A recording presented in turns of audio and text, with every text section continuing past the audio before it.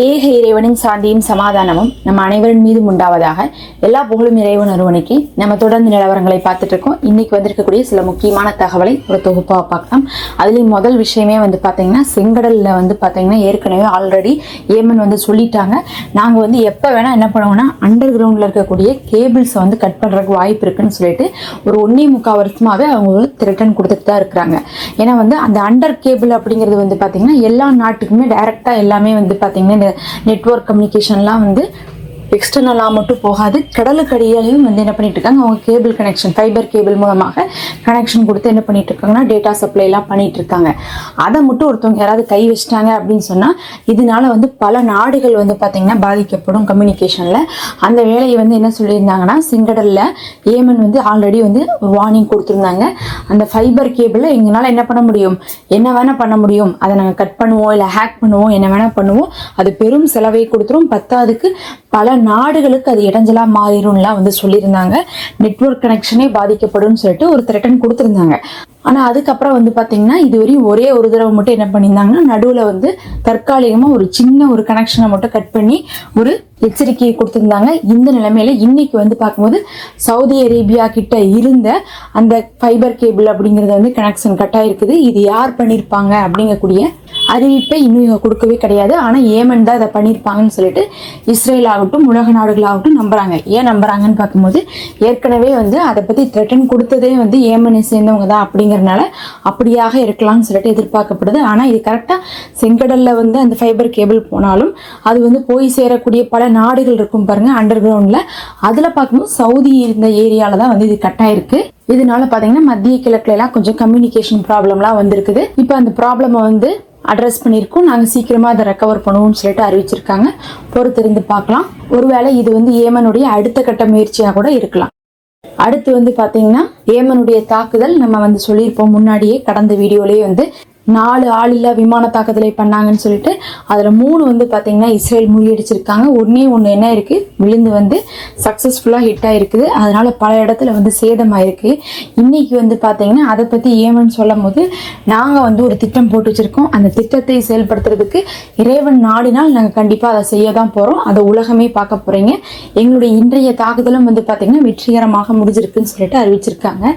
ஒருவேளை இப்போ முன்னாடி பார்த்தீங்கன்னா அந்த ஃபைபர் கேபிள்லாம் கனெக்ஷன் கட் ஆச்சு, ஒருவேளை அதனுடைய அடுத்த கட்ட திட்டத்தை தான் இவங்க இப்படி சொல்றாங்களா அப்படிங்கக்கூடிய ஒரு கேள்வியும் எழுப்பி இருக்குது. பொறுத்திருந்தா பார்க்கணும். ஏமன் என்ன பண்ணியிருக்காங்க, ஏமனுடைய அன்சாருல்லா சொல்லும் போது பார்த்தா ஏதோ ஒரு புது திட்டத்தை போட்டிருக்காங்க. இஸ்ரேலுடைய முற்றுகையை தவிர்க்கிறதுக்காகவும் காசா போர் நிறுத்தம் வரணுங்கிறதுக்காக அடுத்த கட்ட தாக்குதலை புதுவிதமாக செயல்படுத்துறதுக்காக ஏமன் காத்துட்டு இருக்காங்க. அதே நேரத்தில் இன்னைக்கு பார்த்தீங்கன்னா விமான நிலையத்தில் தாக்குதல் நடத்தப்பட்டதன் காரணமாக பல மணி நேரம் விமான சேவையை ரத்து செஞ்சிருக்காங்க. அதிகமான மக்கள் பங்கருக்குள்ளதான் போய் ஓடி ஒழிஞ்சிருக்காங்க. அவங்களுடைய வான் தடுப்புகள் அனைத்தையும் மீறிதான் இந்த தாக்குதல் நடத்தப்பட்டிருக்கு. இது மூலமாக வான் தடுப்புகளுக்கு அவர்களுடைய ஏவுகணையை தடுக்கக்கூடிய சக்தி இல்லைன்னு சொல்லிட்டு இன்னைக்கு அவர்களுடைய ஊடகங்களை செய்தியை போட்டிருக்காங்க. அவங்க சொல்லக்கூடிய ஒரு முக்கியமான விஷயம் என்னன்னா, நம்மளுடைய வர்த்தக ரீதியான வரக்கூடிய வருமானம் எல்லாம் இனிமேல் கட்டாக போகுது, நமக்கு எல்லாத்துலயுமே பார்த்தீங்கன்னா பொருளாதார நெருக்கடி வரப்போகுது. காரணம் என்னன்னா, ஏமனுடைய தாக்குதலே கூட இஸ்ரேல்ல இருக்கிறவங்களுடைய வான் தடுப்பு சாதனங்கள் தடுக்கல அப்படிங்கிறது இப்போ உலகமே பார்த்துட்டு இருக்கு. அதனால நம்மளுடைய வான் தடுப்பு சாதனங்களை வாங்குறதுக்கு யாரும் முன் வரமாட்டாங்க. அப்ப நமக்கு பொருளாதார ரீதியாக நிறைய நெருக்கடி வரும். நம்ம நிறைய இனி வரக்கூடிய காலகட்டத்தில் கிரைசிஸ் ஃபேஸ் பண்ண வேண்டியது இருக்குன்னு சொல்லிட்டு இன்னைக்கு இஸ்ரேலுடைய ஊடகங்களில் செய்தியை போட்டிருக்காங்க. ரொம்ப முக்கியமாக ஒரு விஷயத்த சொல்லணும்னா, இப்போ அவங்களுடைய டிக்கெட் இருக்கு பாருங்க, ஃப்ளைட் டிக்கெட்டு அடிக்கடி இந்த மாதிரிலாம் ஆகிறனால ஃப்ளைட் டிக்கெட்டே 10 மடங்கு அதிகமாக இருக்குன்னு சொல்கிறாங்க. ஏன்னா எப்போ பார்த்தாலும் விமான நிலையம் பிரச்சனை வந்துக்கிட்டே இருக்கு, இழுத்து மூட வேண்டியதாக போயிடுது, அதை ரிப்பேர் பண்ண வேண்டியதாக போயிடுது.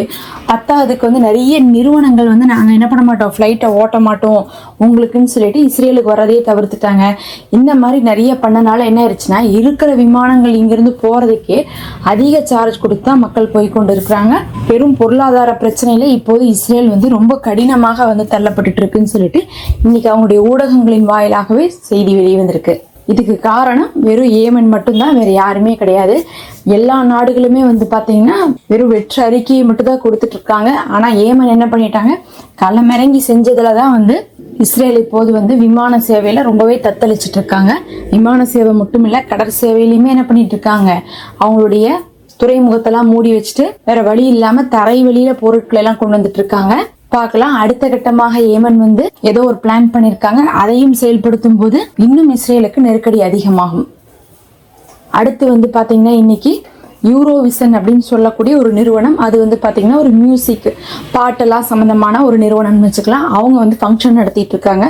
கடந்த தடவை ஃபங்க்ஷன் நடத்தும் போதே அங்கே சொல்லிட்டாங்க இஸ்ரேல் வந்து கலந்துக்கூடாதுன்ட்டு. இந்த தடவை கலந்துக்கிறதுக்கான வாய்ப்பு இருக்குன்னு சொல்லிட்டு இப்போ ஒரு தகவல் வந்தனால அங்கே இருக்கக்கூடிய ஸ்லோவேனியா மக்கள் என்ன சொல்லிட்டாங்கன்னா, இந்த தடவை இஸ்ரேல் வந்தாங்கன்னா அதை நாங்கள் என்ன பண்ண மாட்டோம், வீடியோவாக வந்து நாங்கள் கேப்சர் பண்ணி இனிமேல் டிவிலேயே டெலிகாஸ்டே பண்ண மாட்டோம்னு சொல்லிட்டு ஸ்லோவேனியாவுடைய ஊடகத்திலிருந்து என்ன பண்ணியிருக்காங்கன்னு அறிவிச்சிருக்காங்க.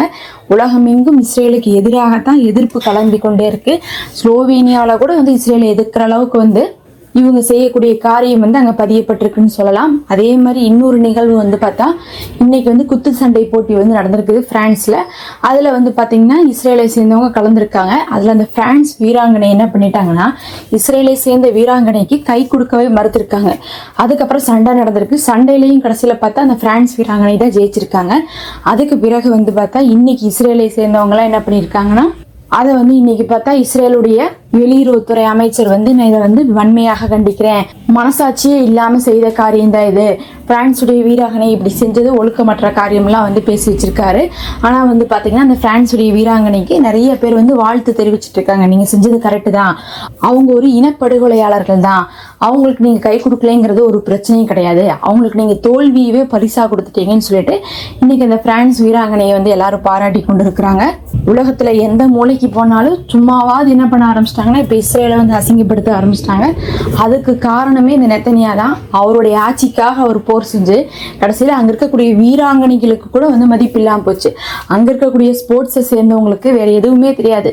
அவங்க ஸ்போர்ட்ஸ்க்காகவே வந்து பிறந்ததுல இருந்து பிராக்டிஸ் பண்ணி ட்ரெயின் பண்ணி அப்படியே வளர்ந்துருப்பாங்க. அதுக்குன்னு டயட்டு எக்ஸசைஸ்ன்னு போய் திறமையை வளர்த்து எத்தனையோ பேர்த்த முட்டி மோதி மேலே வந்து அதுக்கு பிறகு இப்படி சாம்பியன்ஷிப்ல எல்லாம் கலந்துக்கிறாங்கன்னா அவங்க போய் அசிங்கப்படுறது அப்படிங்கிறது அவங்களுக்கு எவ்வளோ ஒரு பாதிப்பை கொடுக்கும்னு பார்த்துக்கோங்க. அது அத்தனையுமே சம்பாதிச்சு கொடுத்துருக்கிறது இப்போ இந்த நெத்தனியா தான். இது சும்மா வந்து நெத்தனியா ட்ரம்ப்னு சொல்லிட்டு நம்ம சொன்னாலும் சரி, பின்னாடி ஒட்டுமொத்தமாக யூதர்கள் அனைவருமே பாதிக்கப்படுறாங்க. இஸ்ரேலை சேர்ந்த சிட்டிசன்ஷிப் அப்படின்னு சொல்லிட்டாவே போதும், இன்னி ஒரு 50 வருஷத்துக்காவது காசா விஷயத்தை வந்து நினைவுபடுத்தி யாராக இருந்தாலும் ஒதுக்க தான் செய்வாங்க. அதே மாதிரி யூதர்கள்னு சொன்னாவே எல்லா இடத்துலையும் இனப்படுகொலையாளர்கள் தான், இவங்களை விட மோசமானவங்க ஆளுகளே இல்லைங்கிற அளவுக்கு தான் இப்போ பார்க்கப்படுறாங்க. கண்டிப்பாக உலகம் கொஞ்சம் கொஞ்சமாக இப்போ மாறிட்டு இருக்குது. யூதர்களுக்கும் இஸ்ரேலுக்கும் எதிராக மாறிட்டு இருக்கு. பொறுத்திருந்து பார்ப்போம். இதெல்லாம் இன்னைக்கு வந்த முக்கியமான தகவல். நம்ம அடுத்த ஒரு காணொளியில் சந்திப்போம்.